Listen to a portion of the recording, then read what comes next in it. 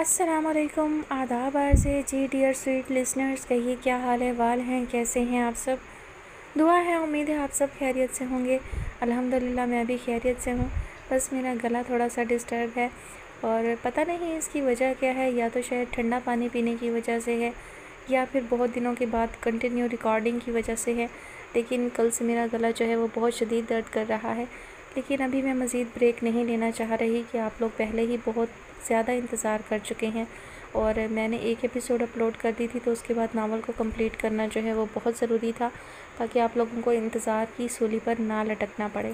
تو جناب، کہانی کی دوسری ایپیسوڈ کے ساتھ حاضر ہوں، دوسری اور لاسٹ ایپیسوڈ ہے، اور جناب اس کہانی کا نام ہے لیٹر باکس، اور اس کی مصنفہ ہیں آسیہ رئیس خان، اور آپ سنیں گے آج اس کی آخری قسط۔ اسے پھر صبور سے اطلاع ملی کہ کچھ دنوں میں پھپھو آ رہی ہیں، ہانیہ ان کے ساتھ واپس جائے گی۔ دل و دماغ جو اس نئے ایڈونچر میں الجھے تھے واپس اپنے پرانے محور پر آ گئے۔ وہ جو چند دنوں سے ایک روزن ملا تھا اب وہ بھی بند تھا۔ اس نے وہ زرد پتوں والا صفحہ نکالا۔ میں کیوں ایسا پازیٹیو نہیں سوچ سکتی؟ وہ الفاظ اب بھی اسے تھپکی محسوس ہوئے تھے، ایسی تھپکی جس سے مسئلہ حل ہوتا ہے، نہ حالات بدلتے ہیں، لیکن دل سنبھل جاتا ہے، لڑکھڑاتا حوصلہ کھڑا ہو جاتا ہے، اور چند پل سکون سے آنکھیں بند ہو جاتی ہیں۔ وہ صبح چپ چاپ وہاں سے گزر جانا چاہتی تھی، لیکن کھلے لیٹر باکس نے اس کے قدم جکڑ لیے۔ اس نے بے اختیار سینے پر ہاتھ رکھا تھا کہ وہ اس بری طرح ٹھٹکی تھی۔ اسے اس بے باکی کی توقع نہیں تھی۔ وہ اس سے بھی بے باکی کا متقاضی تھا کہ آگے بڑھ کر وہ اندر رکھا کاغذ اٹھا لے، ورنہ اسے کھلا نہ چھوڑا ہوتا۔ کیا یہ اس کی آمد کے وقت کا اندازہ لگا کے ابھی ابھی رکھا گیا تھا، یا پھر رات بھر سے یہیں تھا، یا اتفاق سے ابھی ابھی لیٹر باکس کھل گیا تھا اور وہ پرچہ وہاں پچھلے کئی دن سے تھا؟ اور سب سوالوں سے بڑا سوال کہ وہ اب کیا کرے؟ آج اس میں نظریں گھما کے اطراف کا جائزہ لینے کی ہمت نہیں تھی۔ کسی کی موجودگی اور نگاہوں کا احساس بڑا طاقتور تھا۔ ایک پل لگتا قدم گھر کی جانب کھینچے چلے جا رہے ہیں تو اگلے پل وہ کشش لیٹر باکس کی طرف چلی جاتی۔ اجالا بتدریج بڑھ رہا تھا، اسے فوری فیصلہ کرنا تھا۔ اس نے جھپٹ کے وہ کاغذ دبوچا اور جیب میں ہاتھ ڈالے آگے بڑھ گئی۔ مشکل ہو رہا تھا، دل مچل رہا تھا کہ ابھی راستے میں ہی کھول کے دیکھ لے۔ جیسے تیسے کمرے میں پہنچ کے اس نے ہاتھ جیب سے باہر نکالا، جس میں ابھی تک وہ زرد پتوں والا صفحہ تھا۔ اس نے شکنے ہاتھ سے دور کرتے ہوئے مکمل کھولا۔ ڈیئر، ذرا دور والی پڑوسن، میری زندگی کو مقصد دے کر غائب ہو گئی۔ Not fair. لیٹر کا منتظر، تمہارا لیٹر باکس۔ اس نے وہ مختصر تحریر بھی 4-5 بار دہرائی۔ اناب، دروازے پر دستک کے ساتھ مونا کی آواز آئی۔ اس نے پرچہ واپس جیب میں ڈالا۔ جی۔ اس نے آگے آ کے خود دروازہ کھولا۔ آج چھٹی کر سکتی ہو بیٹا؟ سوری، میں رات میں تم سے کہنا بھول گئی تھی، صبور کے سسرال والے آ رہے ہیں۔ ٹھیک ہے، میں فون کر دیتی ہوں۔ وہ مان گئی۔ مونا چلی گئی اور وہ دروازہ بند کر کے بستر پر گر گئی۔ صبور کا رشتہ پکا ہوئے سال بھر ہونے کو آیا تھا اور آنے والی چھٹیوں میں شادی متوقع تھی۔ یہ کوئی اچانک فیصلہ نہیں تھا، مگر اسے کوفت زدہ کرنے والی بات اس کے ساتھ ہانیہ اور عامر کا رشتہ تھا۔ وہ پھوپھا اور اپنے والدین کی موجودگی میں عجیب سبکی اور شرمندگی محسوس کرتی تھی۔ جب بھی وہ چاروں ایک جگہ اکٹھا ہوتے اس کو سانس لینا مشکل لگتا۔ اب بھی اس تصور نے اسے اٹھنے پر مجبور کر دیا۔ صبور اور عامر کی شادی منگنی کی تیاری اسی بات کا اندیہ تھی کہ اس کے لیے ایک مشکل وقت منتظر ہے۔ ہانیہ اور عامر کی عمروں میں کافی فرق تھا، پھر پھپھو اتنی جلدی اس کی شادی کیوں کرنا چاہ رہی تھی، اسے یہ بھی سمجھ میں نہیں آ رہا تھا۔ اس نے چھٹی کے لیے فون سے پیغام بھیج دیا۔ وہ زرد پتوں والا انتظار کی خبر دیتا مکتوب میز پر رکھ کر کرسی سنبھال لی۔ اب جانے یہ کس کا اعجاز تھا کہ اس وقت وہ بے بسی اور غصہ نہیں تھا جیسا اس سے پہلے ایسی صورتحال میں ہوتا تھا۔ وہ اتنے دنوں سے خود کو سمجھا رہی تھی کہ اب نہیں لکھے گی، مگر اب دل ہمک رہا تھا۔ اس نے دھیرے سے دراز سے رائٹنگ پیڈ اور اس کے ساتھ رکھا وہ زرد پتوں والا پہلا مکتوب نکالا۔ اس کی نظریں ایک بار پھر ان سطروں پر پھسلنے لگیں۔ وہ جو کوئی بھی تھا، اس کے الفاظ نہ کوئی منتر تھے نہ اسم اعظم، مگر وہ اتنے عام بھی نہیں تھے کہ وہ انہیں نظر انداز کر دیتی۔ کبھی کبھی تنکا بھی کافی ہوتا ہے، اور وہ اس سے زیادہ تھے، بہت زیادہ۔ اس کا قلم کاسنی پھولوں پر تھرکنے لگا۔ ڈیئر لیٹر باکس، سوری میں نے انتظار کروایا۔ تمہارا ٹیلنٹ یہ ہے کہ بندے کو یقین نہ بھی ہو پھر بھی تمہارے الفاظ دل کو سکون دیتے ہیں۔ یہ جادو کی کون سی قسم ہے؟ تم اتنے کول کیسے ہو؟ لیکن میرے سوال اور دل و دماغ ذرا بھی کول نہیں۔ تم اس وقت سمجھو گے جب ساری کہانی سنو گے۔ تمہارے پاس جواب ہوتے ہیں نا؟ بتاؤ۔ مجھے جلد بہت سارا صبر، ضبط اور حوصلہ چاہیے۔ یہ کہاں ملے گا؟ کیونکہ میرے پاس والا سٹاک ختم ہونے لگا ہے۔ انکمفرٹیبل سچویشن سے نمٹنے کا طریقہ معلوم ہو تو وہ بھی بتاؤ۔ اس سے پہلے اس نے خود کلامی کی تھی، ایک بے جان شے کو مخاطب کر کے لکھا تھا، مگر اس وقت وہ جانتی تھی یہ کوئی مہربان شخص ہے۔ وہ پہلے مکتوب کی طرح بے ربط اور بنا سوچے سمجھے جو دل میں آئے وہ نہیں لکھ رہی تھی۔ تم بہت نائس، میچور اور سمجھدار ہو، میں بالکل ایسی نہیں۔ تمہارے جیسی کیسی بنوں جو ہر بات میں مثبت پہلو اور خیر دیکھ سکے؟ میں اب خود کو سمجھانے تمہاری باتیں یاد دلاتی رہتی ہوں۔ جب اس فیز میں جانے لگوں تو خود بخود وہ الفاظ آنکھوں کے سامنے لہرانے لگتے ہیں۔ اٹس نائس ٹو نو کہ کوئی میرے رینڈم اور بے تکے جذبات سمجھ سکا ہے۔ تھینک یو، تمہاری ذرا دور والی پڑوسن۔ اسے محسوس ہوا وہ زیادہ جذباتی ہو رہی ہے، سو رک گئی۔ وہ بار بار سر جھٹک رہی تھی مگر تصور میں دادا جان کا پوتا ہی آ رہا تھا۔ کتنی بری بات ہے، میں کیوں سٹک ہو گئی اس شخص پر؟ اگر وہ نہیں ہوا تو؟ اس نے خود کو سمجھایا جو فی الفور تو بے سود ثابت ہو رہا تھا۔ دل کیا ابھی وہ لیٹر باکس میں رکھا ہے، لیکن پھر خود کو اگلی صبح تک صبر کرنے پر راضی کیا۔ صبور کی ساس سسر کے ساتھ اس کی دبئی والی خالہ ساس تھیں، ماں، بچے اور شوہر۔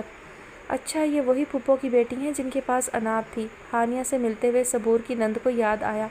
ہانیہ مسکرائی اور وہ جذبس ہو گئی۔ اس نے مسکراتی ہانیہ کو دیکھا اور چہرہ تاثر بدلتا اس سے پہلے اسے یاد آ گیا۔ اہم یہ ہے کہ تمہیں اس سے نفرت نہیں، اور یہ کافی ہے۔ اس کے اعصاب ڈھیلے پڑ گئے۔ اٹس اوکے، اب ہمیں ساری دنیا تو پسند نہیں آ سکتی نا۔ اس نے گہرا سانس لیا اور ہانیہ کے تبسم سے اپنا چہرہ میچ کرنے کی کوشش کی۔ یہ اتنا مشکل نہیں۔ جب لب پھیل گئے تو اس نے خود سے کہا۔ اگلی صبح اس نے اپنا خط لیٹر باکس میں رکھ دیا۔ فرق یہ تھا کہ اب اسے جواب کا انتظار تھا۔ اگر وہ کچھ چالاکی کرتی اور کہیں چھپ کے دیکھتی تو بمشکل 4-5 منٹ بعد مکتوب بازیاب کرنے والے کو دیکھ کر سارے شک و شکوک رفع دفع کر سکتی تھی۔ سمیان نے بمشکل حال میں آنے تک خود کو روکا۔ ایک تو مختصر اور دوسرا فلٹرڈ پڑھنے کے بعد پہلے کے مقابلے میں یہ 2 فرق محسوس ہوئے، لیکن اس میں انداز دوستانہ تھا، رازدار پر اعتبار والا۔ اسے اچھا لگا۔ اس نے وہ مختصر تحریر اتنی بار پڑھی کہ یاد ہو گئی۔ اس کی باتیں راحتیں ثابت ہوئی تھیں، ایک عجیب سنسناتا احساس بھرا اور پھر گداز سا سکون جو کہیں نہ کہیں کچھ نمی لازمی چھوڑ جاتا ہے، کبھی آنکھوں میں تو کبھی دل میں۔ وہ اس لڑکی کے لیے دلاسے اور سکون کا متمنی تھا، لیکن اس کے اپنے اندر کی دائمی بے کلی شانت ہو رہی تھی۔ اسے تو کسی نے دلاسوں بھرا مکتوب نہیں لکھا تھا۔ پھر وہ سوچتا رہا۔ کنزا کالج سے واپس نہیں آئی تھی جبکہ مونا، صبور اور ہانیہ کے ساتھ بازار گئی تھی۔ گھر میں وہی موجود تھی، لہٰذا دادی کو ان کی سہیلی کے یہاں چھوڑنے اسے جانا پڑا، جو عموماً کنزا اور صبور کا کام تھا۔ ان کی عمر کے پیش نظر اطہر کی ہدایت تھی کہ وہ گھر سے باہر اکیلی کہیں نہ جائے۔ وہ دادی کو فاضلہ آنٹی کے یہاں پہنچا کے واپس گھر جا رہی تھی کہ راستے میں دادا جان مل گئے۔ بہت بزی ہے ہماری بیٹی، اب نظر ہی نہیں آتی، انہوں نے معصوم سے شکوہ کیا۔ ایسی تو بات نہیں دادا جان، روز صبح میں دیکھتی ہوں آپ کا گھر جو دن بدن خوبصورت ہو رہا ہے۔ اس نے انہیں بہلانے کی کوشش کی تھی اور وہ واقعی خوش ہو گئے۔ آؤ تمہیں اندر سے دکھاتا ہوں۔ وہ پرجوش سے تیز چلنے لگے تو اسے بھی ان کے ہم قدم ہونا پڑا۔ لیٹر باکس کو دیکھتے ہی اس کا دل دھڑکا۔ کیا پتہ وہاں جواب موجود ہو، یا ممکن تھا اس کا مکتوب ہی ابھی تک وہاں پڑا ہو۔ دوسرا خیال اسے اداس کر گیا۔ دادا جان کی وجہ سے وہ چاہ کر بھی لیٹر باکس کھول نہ سکی۔ گیٹ کے پاس ہی نتنوں سے مختلف خوشبوئیں ٹکرائیں، کچھ رنگ و روغن کی، کچھ سیمنٹ کی تو کچھ لکڑی کی۔ باہری دیواروں پر رنگ ہو رہا تھا اور اندر باورچی خانے کی الماری وغیرہ بن رہی تھی، اور باقی گھر کی دیواریں رنگ و روغن کے لیے تیار ہو رہی تھیں۔ وہ اسے سارا منصوبہ اور کام سمجھانے لگے۔ آپ اب یہیں رہیں گے؟ انہوں نے ذرا وقفہ لیا تو اناب نے پوچھا۔ نیت تو یہی ہے بیٹا۔ وہ اسے لیے گھر کے اندر داخل ہوئے، جہاں سمیان دیوار کی گھسائی کرنے والوں کو کچھ ہدایت دے رہا تھا۔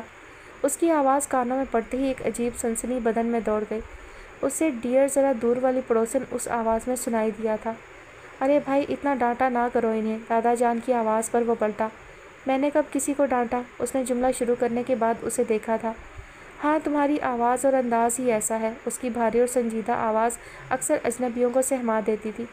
نہیں تو، دادا جان کے بیان پر اناب کے دل نے نفی کی اور اس نے دل کو ڈپٹ دیا۔ چپ، ضروری نہیں یہ وہی ہو، کیوں غلط جگہ اپنی ہمدردیاں خرچ کر رہی ہو؟ غلط کہاں، یہ آواز تو… دادا جان کی بات پر بے آواز خود کلامی رک گئی۔ آؤ تمہیں دکھاتا ہوں۔ وہ اسے ساتھ آنے کا اشارہ کرتے آگے بڑھے۔ راستے میں کھڑا سمیان ایک طرف ہو گیا۔ وہ اسے ہر ایک کمرے میں لے گئے۔ گھر اس کی سوچ سے زیادہ بہتر حالت میں تھا۔ ہر کمرے کا سامان وسط میں اکٹھا کر کے ڈھانپ دیا گیا تھا۔ میں نے آج مالی کو بلایا تھا، وہ نالائق آیا ہی نہیں، واپس حال میں آتے ہوئے وہ اسے کہہ رہے تھے۔ پھر بھی لان اب کافی بہتر ہے۔ یہ سچ تھا کہ صفائی نے اس کی صورت بدل دی تھی۔ लॉन तो हरियाली और फूलों के रंगों से ही भला लगता है। वो जहाँ से आए थे अब उस घर को भी वैसा ही देखना चाहते थे।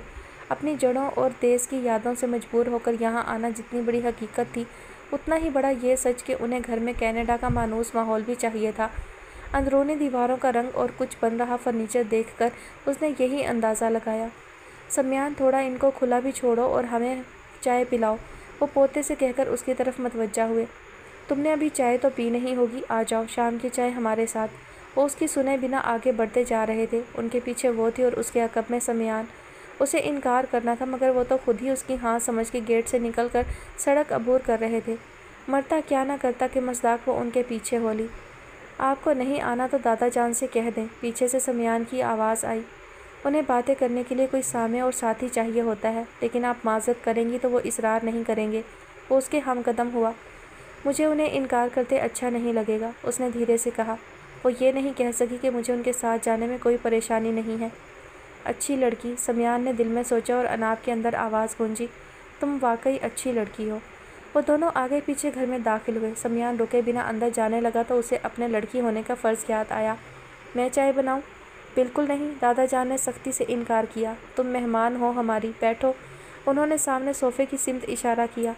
और सम्यान, चाय कॉफ़ी ये दो चीज़ें ही अच्छी बनाता है। सम्यान, जो उसकी आवाज़ सुन के रुक गया था, मुस्कुराता हुआ अंदर बढ़ गया। कैसा जा रहा तुम्हारा स्कूल? बच्चे तंग तो नहीं करते? बतौर उस्ताद उसके पास कुछ अच्छी बातें थीं और बहुत सी शिकायतें जो उसे आजकल के वालिदैन और बच्चों से थी। वो बावर्ची खाने में उनकी बातें सुन रहा था। ज़रा देर में ही उसकी आवाज़ बुलंद हो गई थी, जोश और जज्बात से भरी। वो जैसे भरी बैठी थी कि कोई उससे ये सवाल करे। घर में सबके दरमियान बैठ के कोशिश करती तो जान पाती ना कि उसके पास अपना ये गुबार निकालने वाला सिस्टम मौजूद था।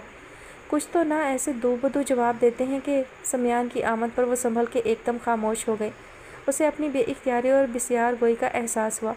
कमरे में यकायक सन्नाटा हो गया। सम्यान ने उसे कप थमाया तो ज़ेरे लब मुस्कुरा रहा था। चाय के साथ ट्रे में केक और कुछ बिस्किट थे। ये तुम्हारे लिए हैं, मुझे तो परहेज़ के नाम पर महरूम ही रखा जाता है। उन्होंने केक की प्लेट उठा के उसे पेश की। सम्यान हंसता हुआ उनके बाजू में बैठ गया, ऐन उसके सामने। और मुझे महरूम रहना पसंद है। उसने प्लेट उनके हाथ से लेकर वापस तपाई पर रख दी। मुझे मीठा बिल्कुल नहीं पसंद, केक तो ज़रा भी नहीं। दादा जान ने अबरू चढ़ा के पोते को देखा। और हमारे सम्यान को तीनों वक्त मीठा स्पेशली केक दिया जाए तो वो दुनिया का सबसे खुश इंसान। उसने ताज्जुब और तासुब से उसे देखा और सम्यान शानों को हरकत देकर मुस्कुराया। पहली बार दोनों ने एक दूसरे की आंखों में आंखें डाली थीं। कहा कुछ नहीं। दादा जान की बातें और सवाल वैसे ही जारी थे, ताहम अब वो उस रवानी और बेतकल्लुफ़ी से बात नहीं कर पा रही थी। एक बेज़रर और खामोश चाय पीने वाला बंदा जो गुफ्तगू में शामिल था, न कमरे में अपने होने का कोई सबूत दे रहा था, उसकी सारी हिस्सियात को काबू किए हुए था। वो उसकी सिमत नज़र नहीं उठा रही थी, बोलते हुए मोहतात थी और कान चौकन्ने थे कि कब उसकी आवाज़ सुनाई देती है। अपनी इस हालत को मज़ीद संभालना उससे मुश्किल हो रहा था। और चाय पर क्या पढ़ के फूंका था उसने कि उसमें बरकत ही बरकत उतर आई थी। कन्फर्म भी तो हो कि यही है। चाय का घूंट लेते हुए उसने कनखियों से देखने की नाकाम कोशिश की। और हो गया तो क्या? अगला सवाल हाजिर था। तो फिर उसने हिम्मत करके बिना झिझके डरे उसका तफसीली जायज़ा लेना चाहा, मगर जैसे ही सम्यान से नज़र मिली वो घबरा के इधर उधर देखने लगी। अगर तकलीफ़ ना हो बेटा तो किसी दिन मेरे साथ चलो, घर के लिए ज़रूरी शॉपिंग करनी है, दादा जान ने खाली कप मेज़ पर रखते हुए कहा। मैंने अतहर से भी कहा कि तुम्हारी बच्ची बड़ी फरमाबरदार और प्यारी है। उसका मुंह की सिमत सफ़र करता कप वाला हाथ दरमियान में ही ठहर गया। उसने तो मुझे इजाज़त दे दी है कि आप ले जाएं साथ अगर वो जाना चाहे। पापा से वो उसके ताल्लुक़ से इतनी बात कर चुके थे और उन्होंने उसे घर में बताया भी नहीं।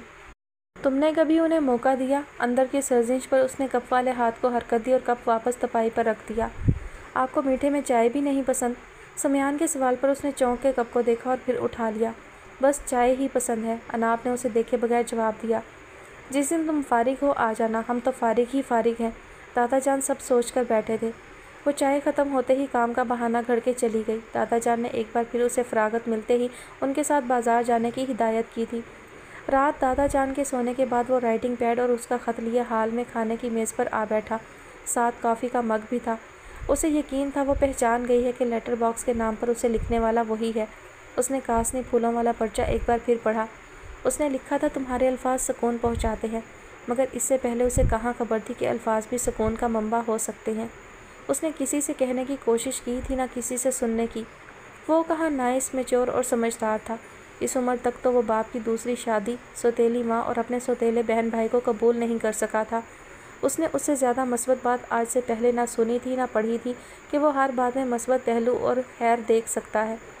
कोई हद दर्जा बल्कि आखिरी दर्जे का रजायत पसंद ही उसकी सोच के लिए मस्बत लफ्ज़ इस्तेमाल कर सकता था।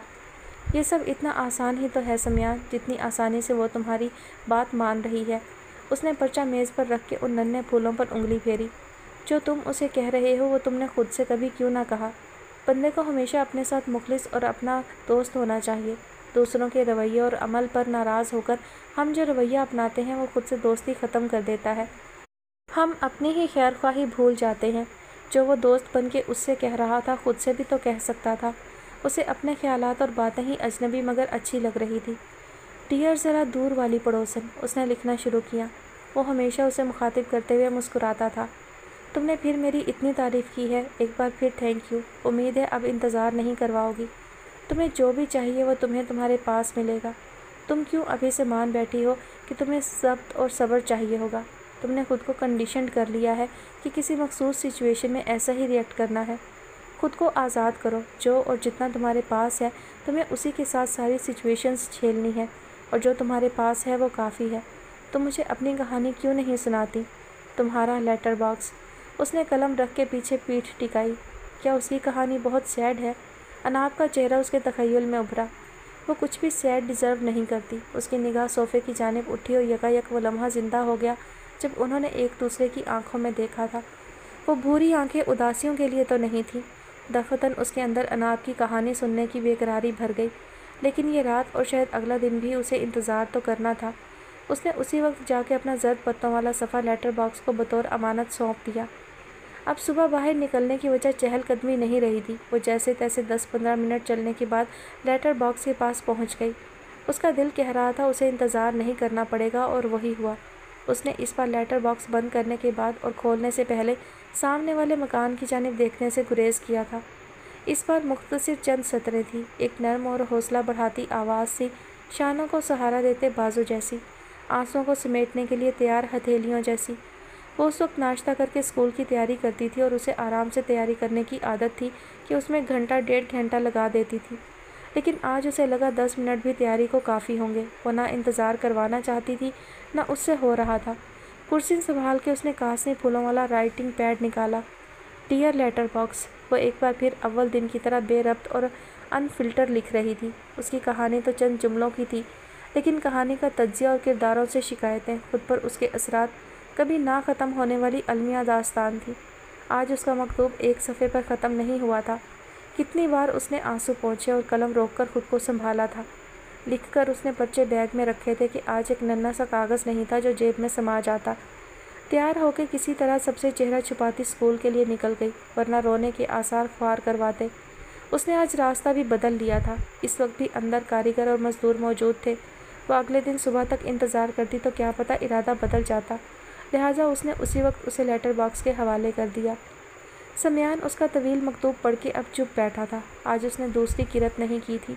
उसके पहले ख़त में लिखा बेमसरफ़ आज उसे मुकम्मल समझ में आया था।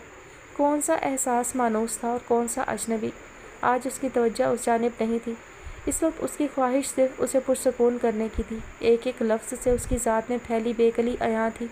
उसके वजूद में बेकरार ठाठे मारती मौजों को शांत होने की ज़रूरत थी। बहुत देर सोचने के बाद उसने लिखना शुरू किया।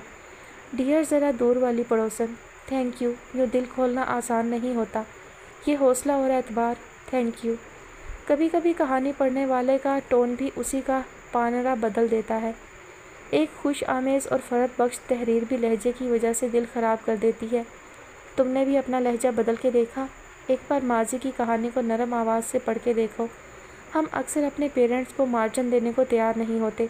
हमें वो उस रोल में परफेक्ट चाहिए होते हैं। हम भूल जाते हैं कि वो भी इंसान ही हैं, ख़ता का पुतला।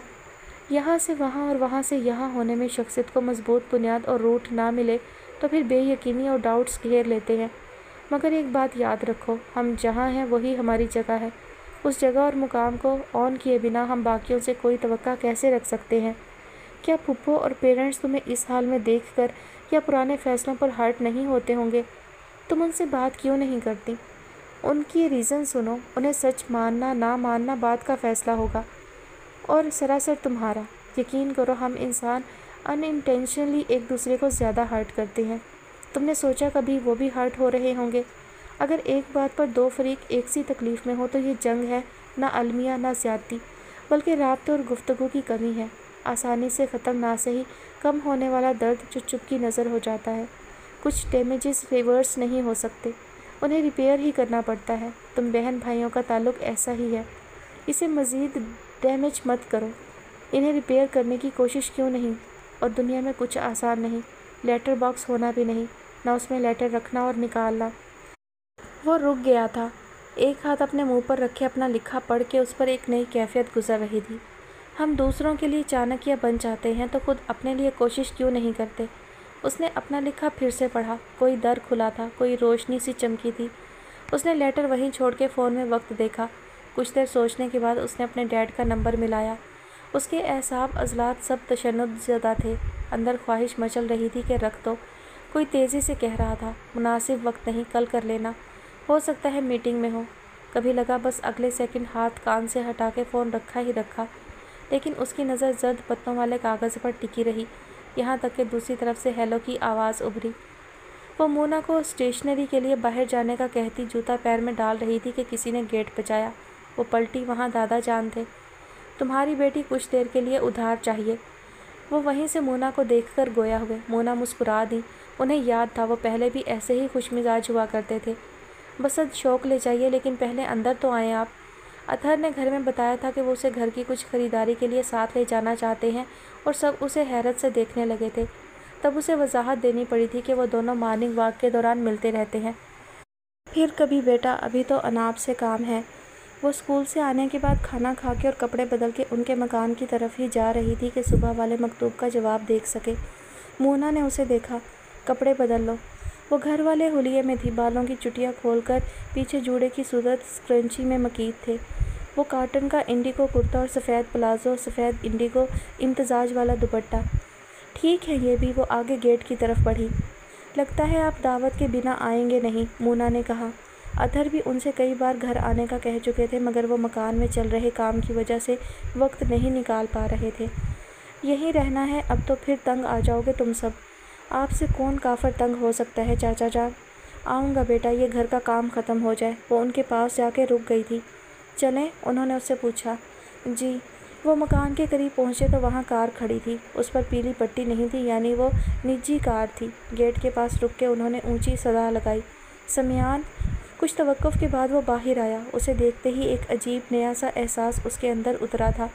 اس کا پہلا رازداں، پہلا مشیر، پہلا ساجی اور پہلا… چلو، دادا جان کی آواز پر اس نے خیال ادھورا چھوڑ دیا۔ سمیان نے اسے دیکھا، یہ نظر سرسری تھی نہ رسمی۔ ہم جا کہاں رہے ہیں؟ ان چیزوں کی شاپنگ کے لیے جس میں زنانہ ایڈوائس اور پسند ضروری ہوتی ہے۔ انہوں نے کار کا دروازہ کھولا، پھر ایک دم رک کے اسے دیکھا۔ فکر نہ کرو، سمیان کی دلہن نہیں دیکھنا، اس کام میں بھی زنانہ پسند اور ایڈوائس ضروری ہوتی ہے۔ وہ پوتے کو چھیڑ رہے تھے۔ وہ تو اندر بیٹھ گئے اور اس نے سمیان کو دیکھنے سے گریز کیا۔ وہ ہلکے سے مسکرایا اور جانے کیسے اس کے ہونٹوں پر بھی تبسم رینگ گیا۔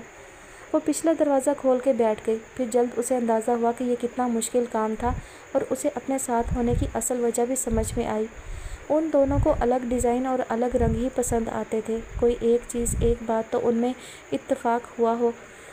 اس کا کام صرف دوسرا ووٹ دے کر اکثریت کو جتانا تھا۔ پردے، چادریں، تولیے، پاپوش کے علاوہ انہوں نے ڈرائنگ روم کا فرنیچر پسند کیا کہ دادا جان باورچی خانے کا سست رفتار کام دیکھ کر تنگ آ گئے تھے اور ہال کا نیا فرنیچر بنا بنایا لینے مان گئے تھے، جو سمیان اول دن سے کہہ رہا تھا۔ جب باہر نکلے تو وہ تینوں ہی بے انتہا تھک گئے تھے۔ بچی کو کچھ کھلاؤ پلاؤ، کیا ایسے سوکھے منہ ہی واپس گھر پہنچاؤ گے؟ اس سے پہلے کہ وہ رسمی نہیں کرتی، سمیان بول پڑا، میں اس شہر میں مہمان اور انجان ہوں، یہ آپ دونوں کا شہر ہے، جہاں کہیں گے لے چلتا ہوں۔ اناب کو بھوک لگ گئی تھی، اس نے لیٹر باکس دیکھنے کی بے صبری میں ڈھنگ سے کھانا بھی نہیں کھایا تھا۔ مجھے تو اتنا عرصہ ہو گیا ہے، تم ہی بتاؤ بیٹا کہاں جائیں؟ ویسے تم لڑکیوں کو پتہ ہوتا ہے کہاں سب سے اچھے گول گپے یا پانی پوری ملتی ہے۔ مجھے پانی پوری نہیں پسند، اس لیے کہاں کی اچھی ہوتی ہے یہ بھی نہیں پتہ۔ وہ دونوں ایک ساتھ اس کی طرف پیچھے مڑے۔ وہ گھبرا گئی، ان دونوں کے چہروں پر لکھا تھا کہ وہ اس کے بیان گزیدہ ہیں۔ سوری، وہ منمنائی۔ کچھ دیر بعد وہ اپنا سینڈوچ کھاتے ہوئے ان دونوں کو پانی پوری سے لطف اندوز ہوتے دیکھ رہی تھی۔ ان میں دادا پوتے والا احترام اور شفقت تو تھی ہی، ساتھ ساتھ انتہا کی بے تکلفی اور دوستی بھی تھی۔ انہیں اس طرح دیکھ کر اندازہ ہو جاتا تھا کہ ان میں باہمی موافقت اور ہم آہنگی کمال کی تھی۔ انہیں دیکھتے ہوئے وہ سمیان کے والدین اور بہن بھائیوں کو سوچنے لگی۔ اس کے تصور میں ان سب کا رشتہ بھی ویسا ہی تھا جیسا وہ دادا پوتے کا دیکھ رہی تھی۔ جب سمیان نے ان کے مکان کے آگے کار روکی تو دادی جان کے کچھ کہنے سے پہلے اس نے دروازہ کھولا۔ میں چلی جاؤں گی۔ ظاہر ہے وہ سمیان کو اسے گھر تک چھوڑنے کا کہتے اور اسے ابھی یہاں کام تھا۔ کار سے نکل کے دادا جان نے اس کے سر پر ہاتھ رکھ کے دعائیں دی اور شکریہ ادا کیا۔ اب ان کی تکان بڑی واضح تھی۔ گاڑی میں سامان بہت سارا تھا۔ آپ دادا جان کو لے جائیں، میں سامان لے آتی ہوں، اس نے سمیان سے کہا۔ اس نے ڈکی کھول دی اور دادا جان کو لیے آگے بڑھ گیا۔ اس نے سامان باری باری لے جا کے صوفے پر رکھ دیا۔ جب وہ دادا جان کو ان کے کمرے میں لے گیا تھا، وہ آخری تھیلیاں لینے کار کے پاس گئی تو ایک بار مڑ کے دروازے کو دیکھا اور پھر تیزی سے سامنے لیٹر باکس کے پاس پہنچ کے اسے کھولا۔ حسب امید اندر جواب موجود تھا۔ اس نے جھٹ اسے پلازو کی جیب میں رکھا اور آخری سامان رکھنے چلی گئی۔ جب وہ صوفے کے ڈھیر پر آخری تھیلی رکھ کے سیدھی ہوئی تو سمیان واپس آیا۔ او، آپ سب لے آئیں، تھینک یو۔ وہ سامنے تھا مگر اسے جیب میں دھرے کاغذ کو پڑھنے کی جلدی تھی۔ میں چلتی ہوں۔ اس نے ہتھیلیاں آپس میں ملا کے اسے دیکھا جو کچھ سوچتا محسوس ہو رہا تھا۔ اس نے سلے لبوں کے ساتھ سر ہلا کے اسے اجازت دی اور وہ دروازے سے باہر نکل گئی۔ سمیان کھڑکی کے پاس آیا اور گیٹ سے باہر نکل کر اپنے راستے پر جاتے ہوئے اناب نے مڑ کے دیکھا۔ کھڑکی میں کھڑا سمیان اسے ہی دیکھ رہا تھا۔ زندگی میں پہلی بار ایسے زور شور سے اس کا دل دھڑکا تھا۔ گھر پہنچی تو سب حال میں موجود تھے۔ اسے روک کے احوال پوچھنے لگے کہ کیا خریدا، کہاں سے خریدا۔ اسے تحمل سے سب جواب دینے پڑے۔ میں انہیں اس سنڈے باقاعدہ لنچ کے لیے انوائٹ کر لیتا ہوں۔ آخر کار وہ جب وہاں سے اٹھ کے جا رہی تھی تو پیچھے دعوت کا منصوبہ بن رہا تھا۔ اس نے دروازہ بند کیا، جیب سے پرچہ نکالا اور پیر نیچے لٹکا کے بستر پر گر گئی۔ اس نے پہلی کرت کے بعد دونوں ہاتھ سینے پر گرا لیے جس میں پرچہ تھاما تھا۔ آج بار بار وہ چہرہ سامنے آ رہا تھا۔ اس نے ہمیشہ کی طرح اسے کئی بار پڑھا۔ کیسی تاثیر اور تشفی تھی لفظوں میں۔ اس نے آنکھیں بند کی۔ آج اسے اپنی روح پر وہ تھپکیاں محسوس ہو رہی تھیں جس کی اسے ضرورت تھی۔ اسے آج فوراً جواب لکھنے کی جلدی نہیں تھی۔ رات جب وہ بستر پر لیٹی تو ان زرد پتوں کو دیکھتے ہوئے اسے خیال آیا، کیا مجھے ان کی کہانی پوچھنی چاہیے؟ اسے مونا کی بات یاد آئی تھی۔ اسے جانے کیوں آج محسوس ہو رہا تھا تھپکیوں کی ضرورت ادھر بھی ہے۔ وہ جہاں اس کے مشورے کو سنجیدگی سے سوچ رہی تھی وہیں اس سے اس بار الگ نوعیت کے سوال پوچھے نہ پوچھنے پر بھی غور کر رہی تھی۔ 2 دن اسی میں گزر گئے۔ وہ چہل قدمی کو نہیں گئی تھی اور اتوار آ گیا، ان کی دعوت کا دن۔ وہ عموماً ایسے موقعوں پر سلام دعا کے بعد کام کے بہانے غائب ہو جاتی تھی، لیکن آج ایسا ممکن نہیں تھا۔ وہ سب کے ساتھ کھانے پر موجود تھی۔ سمیان، اطہر اور عامر کے ساتھ باتیں کرتا رہا۔ چونکہ ساری حسیات آج ڈرامے پر لگی تھی، بظاہر انجان، مصروف مگر ادھر متوجہ، لہٰذا کافی نئی معلومات جمع ہو گئی تھیں۔ اس کے والد کا خاصا جمع جمایا بزنس تھا اور اب دادا جان کی خواہش تھی کہ وہ یہاں اپنے ملک میں کوئی کام شروع کریں۔ وہ انہیں اس عمر میں تنہا نہیں چھوڑنا چاہتا تھا، اس لیے چند مہینوں کا بریک لیا تھا۔ اسے آج پتہ ہی نہیں چلا ہانیہ نے کیا پہنا، کہاں بیٹھی، کیا کہا، کیا کیا۔ ہانیہ کسی بات پر ہنسی تو وہ اس کی طرف دیکھنے لگی۔ صرف ایک ڈسٹریکشن، دوسری مصروفیت، بزی ذہن بھی ہمیں منفیت اور آزردگی سے بچا سکتا ہے، ورنہ تو وہ اب تک کڑ کڑ اور کھول کھول کے عادی ہو گئی ہوتی۔ ہم ہی اس چیز کو دونوں ہاتھوں سے جکڑے رہتے ہیں جو ہمیں تکلیف پہنچاتی ہے۔ کچھ چیزیں ہم چھوڑ دیں تو خود کے لیے آسانیاں پیدا کر سکتے ہیں۔ بے اختیار اس کی نظر سمیان کی طرف اٹھی جو عامر سے کچھ کہہ رہا تھا۔ اس کی نگاہیں محسوس کر کے سمیان کی آنکھوں نے بھی اس کے چہرے کی سمت سفر کیا۔ 2 پل تھے بس، مگر اس قدر گہرے اور دریدہ دہن کہ وہ کمرے سے ہی باہر آ گئی۔ ذرا دیر اور رکتی اور آگے وہ سوچ بھی نہیں سکی۔ اناب بیٹا، وہ سرخ چہرہ بے قابو دل اور جانے کیا کیا سنبھالتی کمرے میں چلی تھی کہ مونا نے آواز دی۔ صبور کی شادی اور عامر کی انگیجمنٹ کا ایک ساتھ سوچ رہی ہے۔ یہ اس قدر اچانک تھا کہ اس کے چہرے پر الجھن ظاہر ہوئی۔ تم اتنی بزی ہو، آج کل کے موقع ہی نہیں ملتا، سب جانتے ہیں، تمہیں ہی علم نہیں ہے، اس لیے بتا رہی ہوں۔ آپا آئیں گی تو باقاعدہ ڈیٹ فکس کریں گے۔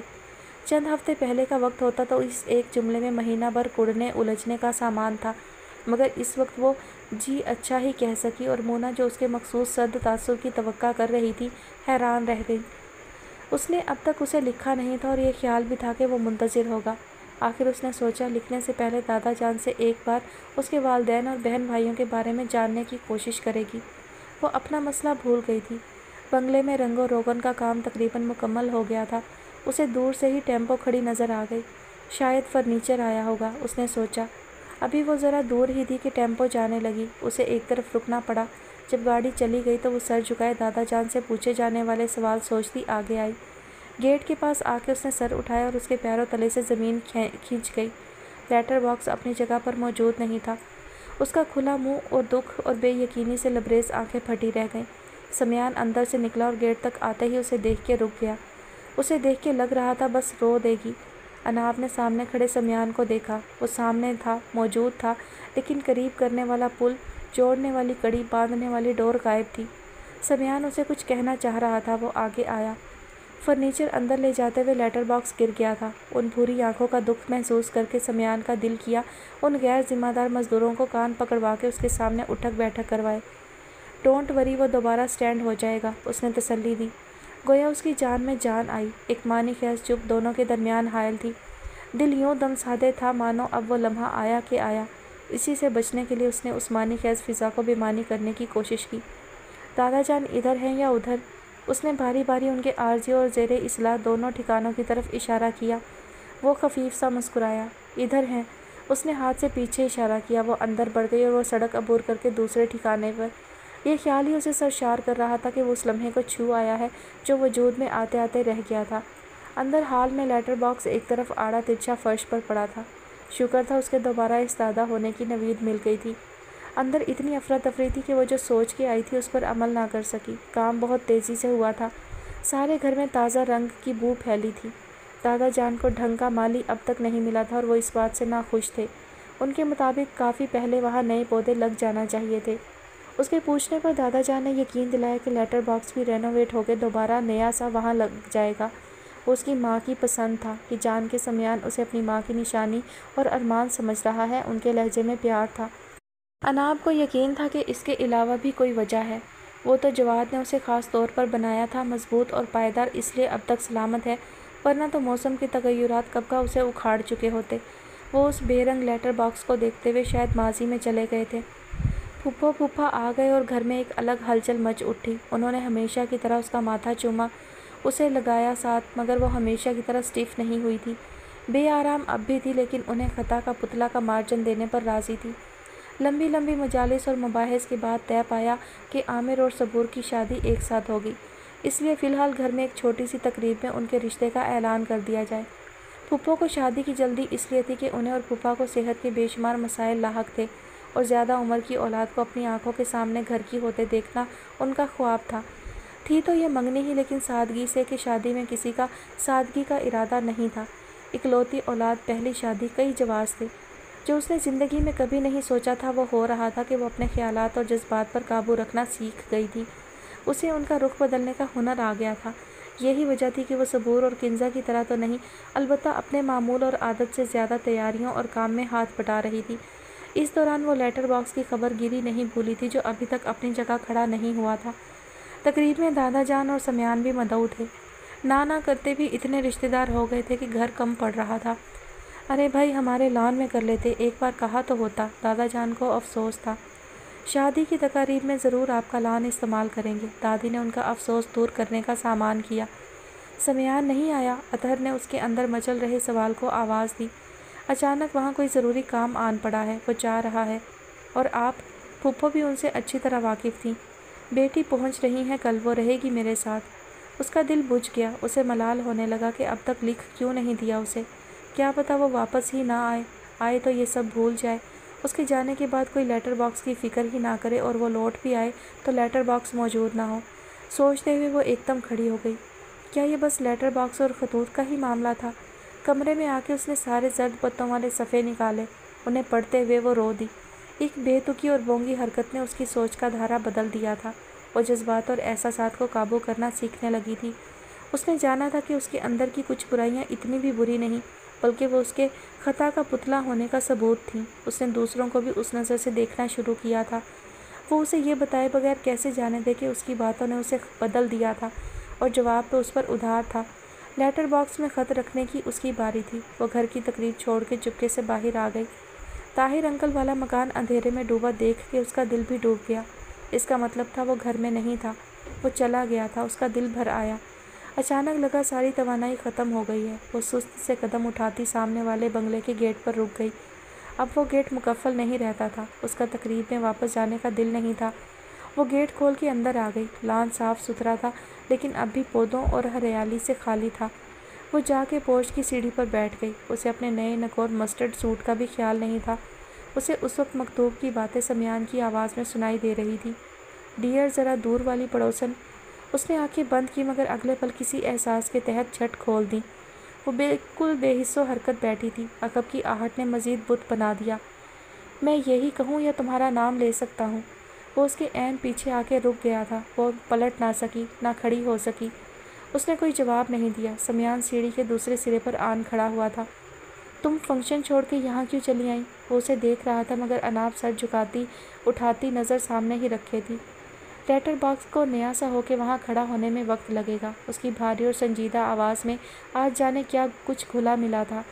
وہ سیڑھیاں اتر کے نیچے لان کی زمین پر عین اس کے سامنے کھڑا ہو گیا۔ اور اتنے دن اب لیٹرز کے بنا مشکل لگتے ہیں۔ ایمانداری بھی اس قدر دل نشین ہو سکتی ہے، کس نے سوچا تھا؟ اناب اب نظر چرائے دائیں بائیں نہیں دیکھ پائی۔ آپ جا رہے ہیں؟ یہ خیال ہی اسے بے جان کر رہا تھا۔ یہ سوال بڑا بے ساختہ تھا۔ وہ قداور خوبرو گھنے بالوں سیاہ ذہین آنکھوں والا شخص اس وقت جینز اور سفید لینن کی ڈھیلی سی شرٹ میں دنیا کو جانے کیسا لگتا۔ کون کون اس کی وجاہت دیکھ کے آہیں بھرتا، دل ہارتا۔ اسے پرواہ تھی نہ اس کا احساس تھا۔ اس کے لیے تو وہ ایک ٹھنڈا سایہ تھا، تسلی بھری تھپکی اور سکون کی وہ وادی جس میں بکھرے الفاظ اس کی بے چین زندگی کا تریاک بنے تھے۔ تم اس لیے آئی ہو؟ اس کا چہرہ یک بہ یک بدل گیا۔ پہلے تحیر پھیلا پھر خوشی بکھر گئی۔ وہ خجل ہو کے سر جھکا گئی۔ اسے خیال آیا پیچھے گھر میں ضرور سب اسے ڈھونڈ رہے ہوں گے۔ وہ کسی سے بھی کہے بنا آئی تھی مگر اب اس میں اٹھ کے گھر جانے کا دم نہیں تھا۔ سمیان نے ابھی تک جواب نہیں دیا تھا کہ وہ جا رہا ہے۔ اس نے پھر سمیان کو دیکھا جس کی نظر اس سے ہٹی نہیں تھی۔ اگر جا رہا ہوں تو؟ اس نے جیبوں سے نکال کر ہاتھ باندھ لیے۔ اسے لگتا تھا اس نے بہت ضبط کیا ہے، وہ اس میں ماہر ہے، مگر اس وقت ساری صلاحیتیں بیکار ثابت ہوئیں جب اسے اپنی پلکیں بھیگیں اور حلق میں نمک کا ذائقہ محسوس ہوا۔ وہ خود اپنی بے اختیاری پر حیران تھی۔ اسے تو جانا تھا، وہ مسافر تھا۔ اس نے خود کو سمجھانا چاہا لیکن اثر الٹا ہوا۔ مجھے جانے سے پہلے کچھ کہنا ہے۔ اس کا بھرا دل اور آنکھیں سمیان سے مخفی نہیں تھی۔ یعنی سچ میں جا رہے ہیں؟ اس خیال پر اس نے خود کو رونے سے روکنے کی کوشش میں ہونٹ سختی سے بند کیے اور پلکیں چپکائی۔ کینائی؟ اس نے ہاتھ اٹھا کے اس کے بازو میں سیڑھی کی طرف اشارہ کرتے ہوئے بیٹھنے کی اجازت طلب کی۔ وہ کچھ کہے بنا مزید کنارے کی طرف کھسک گئی۔ وہ اس سے فاصلے پر اسی سیڑھی پر بیٹھ گیا۔ گھٹنوں پر کوہنیاں رکھے وہ انگلیاں ایک دوسرے میں پھنساتا اور پھر آزاد کر دیتا۔ یہ حرکت اس کی اندرونی کشمکش کی خماس تھی۔ مجھے تمہیں تھینک یو کہنا تھا۔ اس نے جملہ مکمل کر کے اناب کو دیکھا جو اسے ہی دیکھ رہی تھی۔ Thank you? اس نے پھر دہرایا۔ میں کول، میچور اور نائس نہیں تھا، تم نے بنا دیا۔ ہلکے سے تبسم نے اس کے لبوں پر جھلک دکھائی۔ وہ اسے اپنی جد و جہد اور کشمکش سنا رہا تھا۔ اس کی زندگی میں ایک ہانیہ نہیں بلکہ ایسے کئی لوگ تھے۔ وہ دم بخود سی اسے سن رہی تھی۔ وہ اپنے ڈیڈ کی دوسری شادی اور پھر نئے اضافوں کو کبھی دل میں جگہ نہیں دے پایا تھا۔ وہ اسے اپنا رازداں بنا رہا تھا۔ اکثر ہم خود ہی خود کے لیے کافی ہوتے ہیں، پھر خود کو انڈر ایسٹیمیٹ کرتے ہیں۔ کسی کو ڈس لائک کر کے اگر ہم خود ہی اس وجہ سے اسٹرگل کر رہے ہیں وہ ہمارے ہاتھوں تکلیف میں نہیں تو یقین کرو ہم اچھے ہیں، اور اپنی اچھائی قبول کرنا شرم کی بات نہیں۔ غرور، گھمنڈ کی طرح خود کو ہر وقت غلط سمجھتے رہنا بھی غلط ہے۔ اناب اس کے لیے وہ آئینہ ثابت ہوئی تھی جس میں اس نے پہلی بار خود کو کسی پردے کے بنا دیکھا۔ اس نے پہل کی، خود کو بدلنے کی کوشش۔ جو اس کی زندگی میں جس مقام پر تھا اسے وہیں قبول کیا تھا۔ اس کے لیے انہیں پسند کرنا لازمی نہیں تھا۔ اس کے پاس انگریزی کے بھاری بھرکم الفاظ تھے جو وہ اس کے لیے استعمال کر رہا تھا۔ اسے بس سالوشن سمجھ آیا اور وہ ضبط نہیں کر سکی۔ کوئی ٹوٹا پھوٹا بھی کسی کے لیے اتنی بڑی تحریک، امید اور تسلی بن سکتا تھا۔ اس نے اسے ہی نہیں خود کو بھی بدلا تھا، اور اس کا کریڈٹ وہ اناب کو دے رہا تھا۔ اس کے پاس ٹیشو تھا نہ رومال، اور آرگینزا دوپٹہ اس لائق تھا نہیں کہ وہ کچھ کام آتا۔ اس کی سو پر سمیان نے اسے دیکھا اور جیب سے رومال نکالا کہ اسے سخت ضرورت تھی۔ اس نے آنکھیں چہرہ خشک کیا۔ شکر میک اپ واٹر پروف تھا، مگر اسے اس پر اتنا بھروسہ بھی نہیں تھا۔ ذرا دیر کی خاموشی کے بعد وہ پھر بولا، میرا مشورہ ہے کہ تم اپنی پھپھو اور پیرنٹس سے ایک بار بات کرو، ان کی بھی سن لو تو بہت سے سوال اور اعتراض ختم ہو جائیں گے۔ اناب نے اقرار میں سر ہلایا۔ وہ ذرا سنبھلی تو اسے پھر وہی یاد آیا۔ اس نے بھیگے رومال کو موڑتے ہوئے دہرایا، آپ نے بتایا نہیں کب جا رہے ہیں؟ اس کے متحرک ہاتھوں کو دیکھ رہے سمیان نے اس کے جھکے چہرے کو دیکھا۔ یہ محض ایک سوال تو نہیں تھا، ایک الگ کہانی تھی۔ اس کی گہری حدت بھری نگاہ طویل ہوتی گئی اور سڑک کی روشنی میں بمشکل روشن اس حصے میں بکھری خاموشی معنی سے بھرتی گئی۔ تم انگیجمنٹ مس کر کے ساری عمر کے لیے سب کو بولنے کا موقع نہیں دینا چاہو گی کہ تمہیں ہانیہ سے نفرت ہے۔ سمیان کو وقت کی نزاکت کے خیال نے روک دیا تھا۔ یہ جانے کا کیوں نہیں بتا رہے؟ اس کے اندر شکوہ ابھرا۔ چلیں، وہ اٹھ کھڑا ہوا۔ وہ بھی اٹھ گئی اور کتنی دفعہ پوچھتی۔ جب وہ دونوں ایک ساتھ گھر میں داخل ہوئے تو کچھ متحیر اور زیادہ معنی خیز نظروں نے غلطی کا ادراک کرایا، مگر اب دیر ہو چکی تھی۔ سمیان کے جانے کی خبر، اناب کا اچانک غائب ہونا اور پھر ساتھ آنا ایسی مشکل پہیلی بھی نہیں تھی۔ پھپھو، آپ نے کیوں مجھے واپس دے دیا تھا؟ جس بات نے اس کی زندگی مشکل کر رکھی تھی، اس نے خود کے جواب سچ ماننے کے بجائے ان سے پوچھ ہی لیا۔ بیٹا، انہوں نے اس کا ہاتھ تھاما۔ انہیں خوشی ہوئی تھی کہ اس نے اس موضوع کو چھیڑا تھا۔ انہوں نے کئی بار اسے بٹھا کے سمجھانا چاہا تھا کہ ان کے دل میں اب بھی اس کی وہی محبت اور اہمیت ہے، لیکن وہ ہمیشہ کترا کے اس ذکر سے بچتی رہی تھی۔ انسان جو بھی فیصلہ کرتا وہ اس وقت کے حالات، وسائل اور سہولیات کی بنیاد پر کرتا ہے، مگر پھر یہ وقت ہی بعد میں اسے غلط ثابت کر دیتا ہے، حالانکہ وہی کیا جاتا ہے جو اس موقع پر مناسب اور صحیح لگتا ہے۔ مجھے ڈر لگنے لگا تھا تم نظر انداز ہو رہی تھی، ساتھ اس عمر میں مجھ سے نئی نئی اولاد سنبھالنا بھی مشکل ہو رہا تھا۔ میں نہ تمہاری ذمہ داری نبھا پا رہی تھی نہ ہانیہ کی، دو کشتیوں کی سوار ہو کے رہ گئی تھی۔ ماں بننے کا اطمینان اور اولاد کی خوشی تو کہیں چھوٹ گئی تھی، اس کی جگہ گلٹ اور وسوسے تھے۔ تمہارے پھپھا نے اظہر اور مونا کو بٹھا کے سچویشن سمجھائی، انہوں نے بھی دیکھا اور سب نے اس بات پر اتفاق کیا کہ بہتر ہے تم انہی کے ساتھ رہو۔ کنزا بھی جب تک بڑی ہو گئی تھی، مونا کے لیے 4 بچے سنبھالنا مشکل نہیں تھا۔ اس میں محبت کی کمی یا ضرورت ختم ہونے کا کوئی دخل نہیں تھا بیٹا۔ جو سب کے لیے آسان تھا وہ فیصلہ کیا گیا۔ یہ تمہارے لیے بھی بہتر لگا تھا کہ کہیں ہمارے ساتھ رہ کر تم نفسیاتی طور پر متاثر نہ ہو۔ ایک بڑے خسارے کا اندیشہ ٹالنے کے لیے چھوٹا نقصان برداشت کر لینا عقل مندی ہوتی ہے۔ آنے والے وقت کا کسے علم ہوتا ہے؟ وہ تو جب آ جائے تبھی سمجھ میں آتا ہے۔ مونا، اطہر نے تمہیں میرے پاس بھیجا تو وہ تم سے دستبردار تھوڑی ہوئے تھے، اور نہ ہم تمہیں واپس بھیج کر تم سے دستبردار ہوئے تھے۔ تم ہماری بیٹی تھی، اب بھی ہو۔ انہوں نے اس کا چہرہ تھاما۔ تم میرے لیے سب سے خاص ہو، مجھے دنیا میں مما پکارنے والی، مجھے اس احساس سے روشناس کرانے والی میری پہلی اولاد۔ وہ رو رہی تھی۔ اس سب میں تم نے سفر کیا، ہم سب کو احساس ہے بیٹا، لیکن زندگی میں سوچ سمجھ کر اور ناپ تول کر بھی فیصلہ کریں تو کولیٹرل ڈیمیج سے بچا نہیں جا سکتا، اور نہ ان کو ٹالنے کے لیے فیصلے بدلے یا روکے جا سکتے ہیں۔ تم ہمیں معاف کر دو بیٹا، اور ہانیہ کو۔ مجھے ہانیہ سے کوئی شکایت نہیں ہے، اس نے تیزی سے ان کی بات قطع کی۔ ان کا خوف جائز تھا، اب وہ ہانیہ کی نند بھی تھی۔ پھپھو نے اسے گلے لگایا تو وہ بھی رو رہی تھی۔ پھپھو نے کہا یا انہیں خود خبر ہو گئی جو مونا اور اطہر نے خود سے اس سے بات کی۔ اس کی واپسی کے بعد یہ اطہر کا فیصلہ تھا کہ اسے زور زبردستی سے سب قبول کرنے یا ایڈجسٹ ہونے پر مجبور نہ کیا جائے، بلکہ وقت دیا جائے۔ اس کا جو بھی رویہ ہے اسے ٹوکا نہ جائے، مگر انہیں بھی اندازہ نہیں تھا کہ اسے اتنا وقت لگے گا۔ ماں باپ اور پھپھو سے اس کی شکایتیں کسی حد تک ختم ہو گئی تھیں۔ وہ بہنوں اور عامر کے ساتھ کوشش کر رہی تھی، مگر اسے یقین نہیں تھا کہ وہ تکلف کی دیوار کبھی گرا پائے گی، فاصلے کبھی صفر ہو پائیں گے۔ مگر اب اس نے رشتوں اور جذبات کو جیسے بھی ہیں برے نہیں کے اصول پر تسلیم کر لیا تھا۔ اسے نفرت نہیں تھی اور وہ انہیں اپنی طرف سے ارادتاً تکلیف اذیت نہیں پہنچاتی تھی، یہ کافی تھا۔ وہ اندر اٹھ رہے منفی جذبوں پر ہلکان نہیں ہوتی تھی۔ خود کو اور دوسروں کو کامل اور پارسا فرشتہ بنانے کا خام خیال کسی جنگل کو نگل گیا تھا۔ اس نے خود کو اور دوسروں کو خطا کا پتلا سمجھ کر دیکھنا شروع کیا تھا۔ لوگ اس کے ساتھ زیادتی کر جاتے تھے، اٹس اوکے کہ اس سے بھی ہو جاتی تھی۔ کب زیادتی گناہ بن جاتی ہے وہ سمجھنے لگی تھی، اور وہ تھا ارادہ اور اسے درست کرنے کی کوشش۔ ہانیہ کو دیکھ کر اب اسے غصہ نہیں آتا تھا۔ شادی کی تاریخ طے ہو گئی تھی۔ اب چونکہ وہ گھر میں جمی محفلوں میں شریک ہوتی تھی تو اسکول کے علاوہ گھر سے نکلنا بھی کم ہو گیا تھا۔ دادا جان اپنے مکان میں منتقل ہو گئے تھے۔ اس دن کے بعد سمیان اسے نظر نہیں آیا تھا۔ دادا جان اپنی بیٹی کے ساتھ ملنے آئے تو اس نے ان سے ہی سنا کہ وہ چلا گیا ہے۔ دادا جان ان کے گھر منتقل ہونے کی خوشی میں دعوت کرنا چاہ رہے تھے۔ انہیں اس سے بھی شکایت تھی کہ وہ اب انہیں بھول گئی تھی۔ اس کے پاس شادی کی تیاریاں اور اسکول کی مصروفیت تھی اور یہ بہانے نہیں تھے۔ اس کی میز کے دراز میں زرد پتوں والے صفحات کے درمیان وہ سفید رومال بھی تھا۔ اکثر راتوں میں وہ ازبر ہو چکے ان مکتوب کو پڑھتے اور دیکھتے ہوئے سو جاتی تھی۔ اس دن اطہر نے کہا کہ دادا جان اسے یاد کر رہے تھے تو وہ خود کو سرزنش کرتی ان سے ملنے چلی آئی۔ بنگلہ اب واقعی کالونی کا سب سے شاندار مکان تھا۔ دادا جان کو آخر لائق مالی مل ہی گیا تھا۔ گو ابھی لان زیر تزئین کاری تھا، پھر بھی بھلا لگتا تھا۔ ان سب کے باوجود اسے گیٹ کے ساتھ کھڑے لیٹر باکس کی موجودگی کے بنا وہ سب ادھورا لگ رہا تھا۔ ابھی تک لگایا کیوں نہیں، وہ سوچتی گیٹ کھول کے اندر آئی۔ اب گھر میں ملازمین بھی تھے۔ سمیان کی پھپھو اپنے ساتھ ایک کل وقتی ملازمہ لائی تھی۔ اس کے علاوہ صفائی والی ماسی اور ایک لڑکا باہر کے کام کے لیے تھا۔ لیکن اس وقت گھر میں خاموشی تھی، حال خالی تھا۔ چونکہ وہ باقاعدہ سجا سنورا تھا تو اس کی صورت ہی بدل گئی تھی۔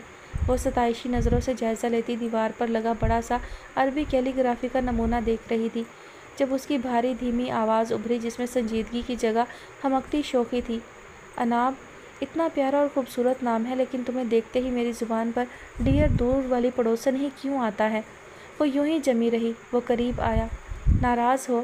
وہ اس کے سامنے آیا۔ وہ تھی ناراض لیکن سر نفی میں ہلایا۔ ریئلائزیشن کے بعد اگر الفاظ ایکشن میں نہ ڈھلیں تو سب بیکار اور بے معنی ہے۔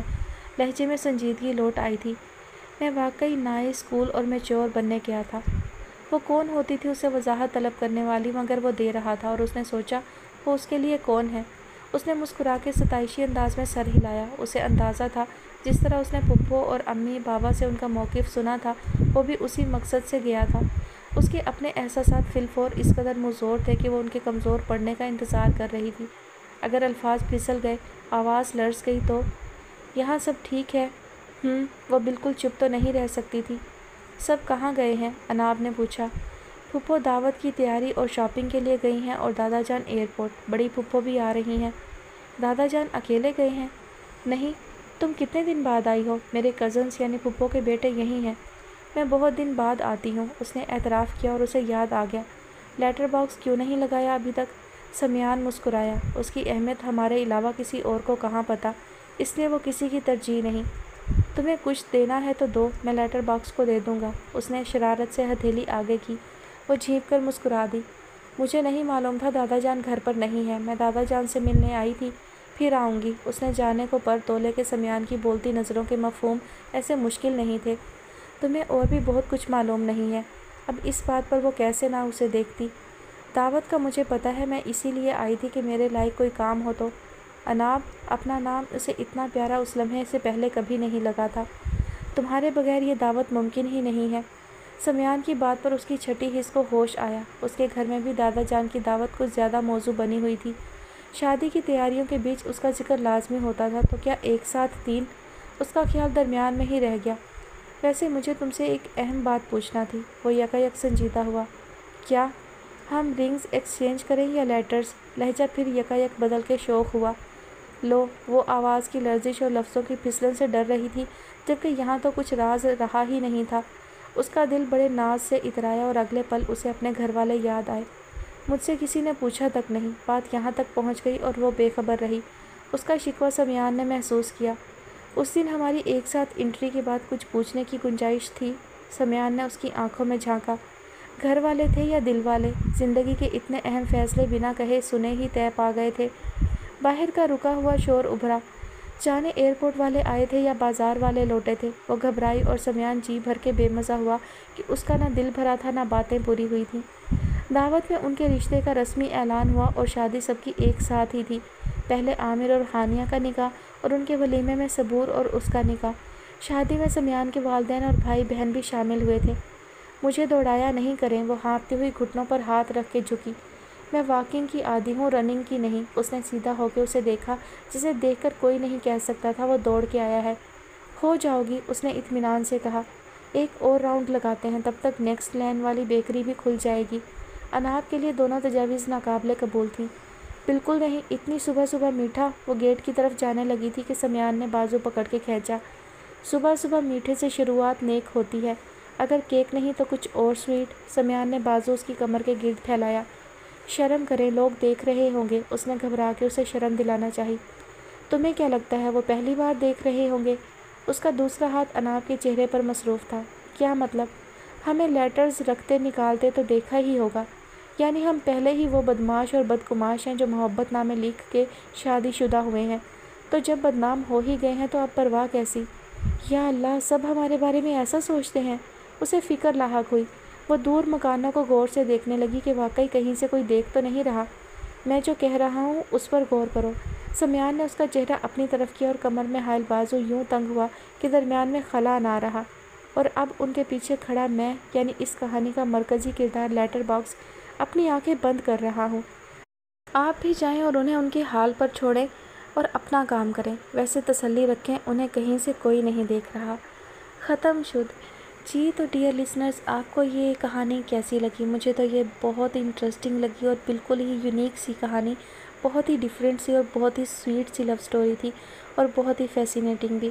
تو مجھے تو یہ کہانی بے حد پسند آئی اور بہت ہی اچھوتا سا انوکھا سا خیال تھا اور بہت ہی دل کو گدگدا دینے والا اور بہت ہی اچھا، اور تھوڑا سا میں چاہتی تھی کہ یہ تھوڑی اور طویل کہانی ہو، تھوڑی سی اور رومانٹک ہوتی تو اچھا لگتا، یعنی لیٹر باکس لگ جاتا، مزید خطوط کے تبادلے ہوتے۔